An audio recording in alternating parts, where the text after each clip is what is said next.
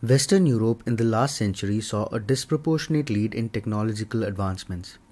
The evidence for this is all around us. It is only in the last few decades that other civilizations have begun to match up with the advancements of the West. However, this has not always been the case with the balance of power around the world.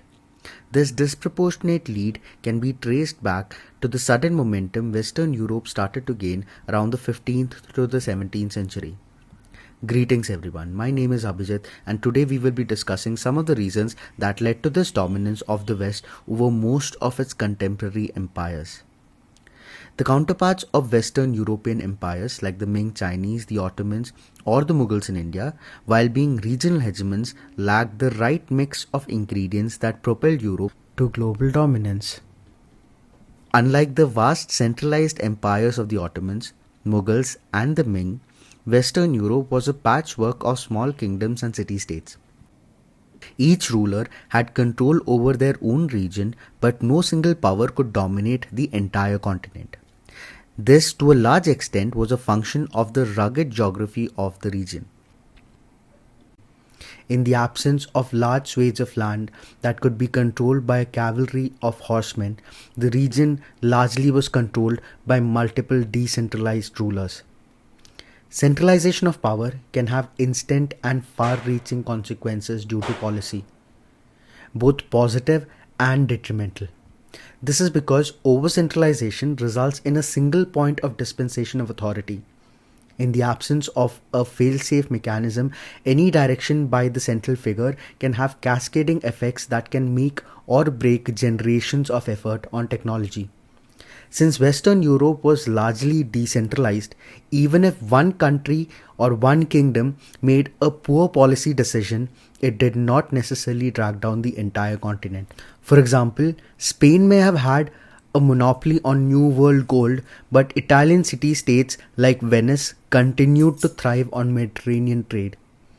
Imagine a modern analogy. If one major tech company in the Silicon Valley goes bankrupt, the whole innovation ecosystem does not collapse. Other firms continue to thrive and push forward. Similarly, the decentralization in Europe allowed for continuous economic growth even if one area struggled. The decentralized nature of power also led to the growth of markets and feudal systems outside the purview of any particular state. In Europe, arms production was decentralized, meaning it wasn't monopolized by the state. Independent manufacturers constantly innovated to meet the demands of war. The lack of a centralized oversight meant there was constant competition among arms producers. Better, more efficient weapons meant a better chance of victory. So innovation thrived. Not to mention, the knowledge gained from war efforts frequently spilled over into peacetime industries, fueling domestic growth. For instance, the development of artillery such as cannons revolutionized both warfare and industries. The same advancements used in war were adapted to mining and construction during peacetime, contributing to the European industrial boom. Another impact of the geography of the region resulted in the nature of trade within the region and outside. A differentiated climate meant differentiated products, which led to a strong trade network within Europe, which slowly spread outside the region as well. Within Europe, a strong trade network with essential commodities also ensured its resilience. And hence, while there were instances of trade getting affected due to wars and calamities, it largely stayed intact.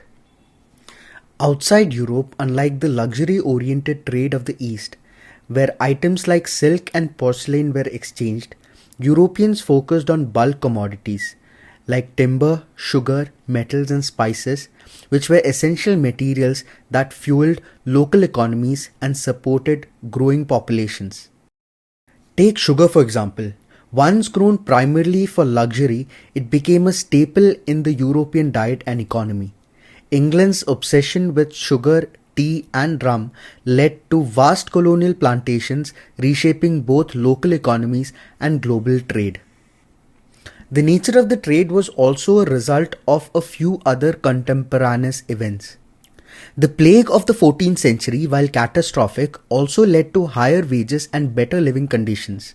This meant that more people could now afford to consume meat and use spices to store and cook meat. The fall of Constantinople in the 14th century led to the Ottomans gaining control of the land trade route to the Indian subcontinent and the rest of Southeast Asia. Western European city-states therefore now had to focus on alternate sea routes for their trade. While multiple empires of the time did have fleets to conduct sea trades, why did the ones in Western Europe in particular succeed? This can be attributed to the nature of the water bodies they had been building ships for: the rough waters of the Northern Sea and the Bay of Biscay.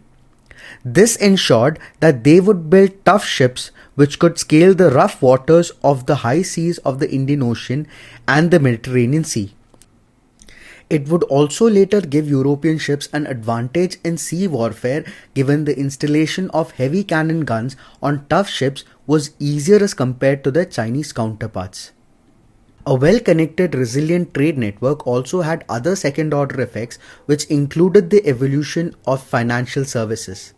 A fairly strong and stable trade, lack of centralized oversight of the markets, regular long-distance trade, and the need to finance the frequent conflicts led to the development of sophisticated banking, finance, and credit services. Italy led the charge with institutions like the Medici Bank in Florence, and later the Dutch Republic created the Amsterdam Stock Exchange.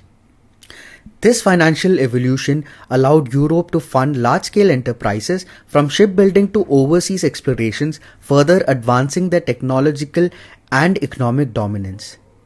Without access to modern banking, Columbus's voyage might never have been funded.